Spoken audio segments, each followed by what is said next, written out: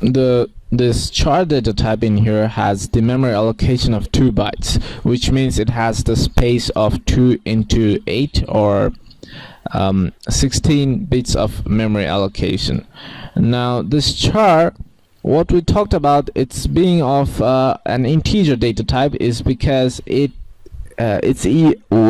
computing we are actually representing characters like the exclamation mark. This is a symbol.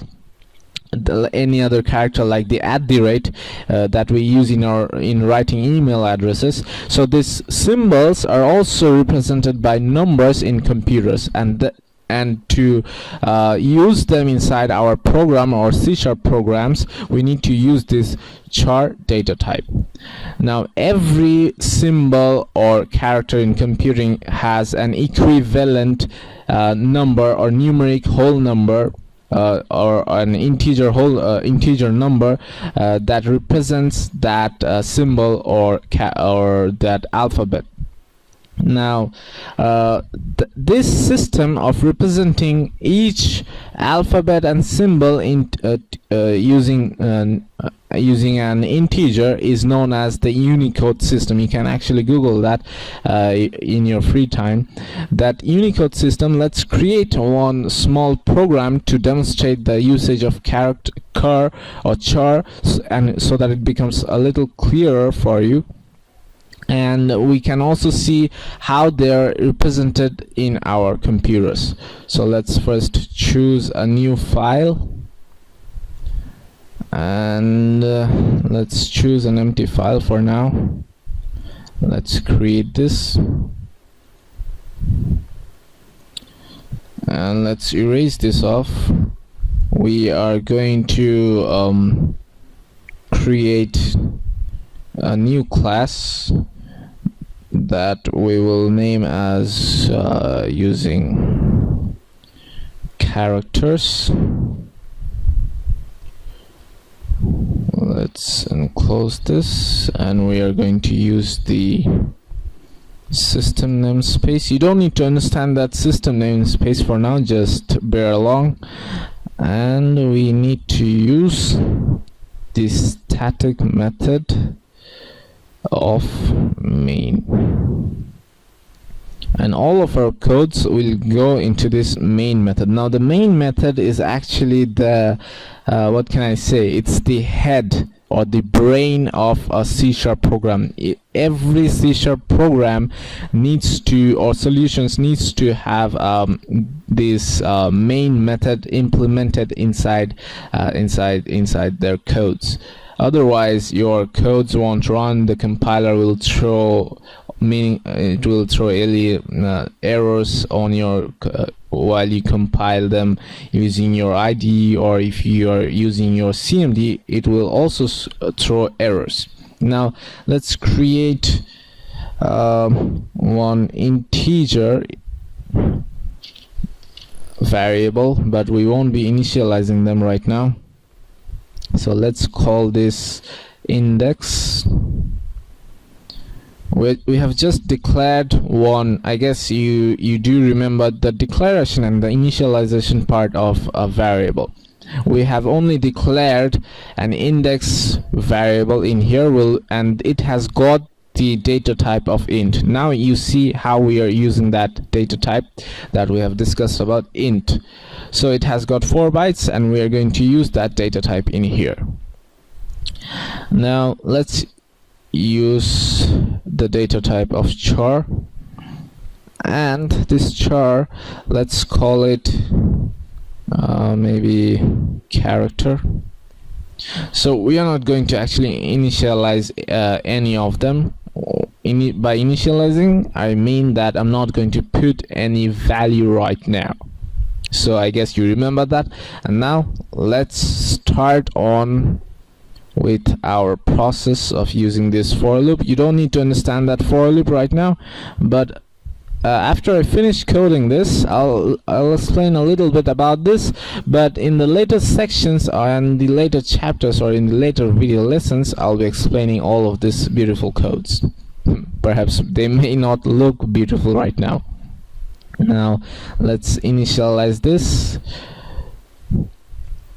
Let's put up maybe 62, and let's run this up to 100 maybe. Let's see what happens. Index and increment this index value. Now we are going to use that character variable that we have already declared, and that variable we are going to store the index in here. I guess I made a mistake. We're going to store in here, and that index will be stored after it's casted off with the char in data type. So you don't need to understand all of this code right now. I will explain it after I complete this code and after I compile it and run the code. But this for loop will come in a later chapter. I'll be discussing about looping, all about looping in a separate chapter. Now let's use this write line method. We are going to pass in a string that first let's just create this index.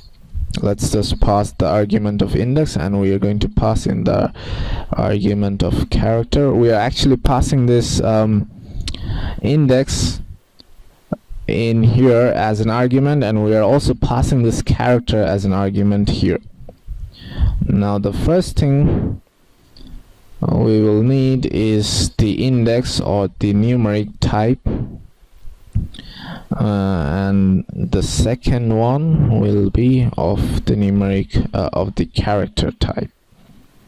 So let's save this code. Let's name this according to the class name. So I guess I named the class as characters, and this will be a C# file. Yep. And let's save this, and it's saved. Let's open up our command prompt. Let's clean the window. I guess it's right. Yep, there's no problem. If there's a problem, our compiler will actually inform us of the error with the line number on our command prompt. Now I need to see whether it exists. It should, obviously. Yep, it does. So let's compile this using our command csc or C# compile, and pass in the file name which contains the class, and let's compile this. This will take a little bit of time because it's printing all the values. Oh, it's compiling all the values. I don't know why is it taking up. It has compiled successfully. Now let's see whether we have the executable file. Yep, we do. We have this characters.exe or the executable file. Now let's run this executable file, but let us first clean this up. Let's run this characters.exe. Now you see that clearly each of the symbol I have only used from 62 to 100. Now each of this symbol and the alphabet, the capital A is represented by 65. I think I made a mistake. 63. The question mark is represented using the numeric whole number of I mean an integer number of 63. So the small in here, this small a or this lowercase a is represented by the whole number of 97.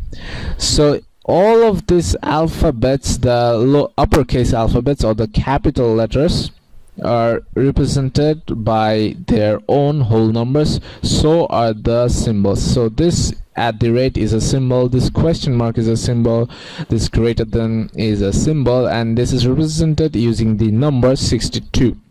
So all of them you can see are integers. Integers means whole numbers, so they are represented using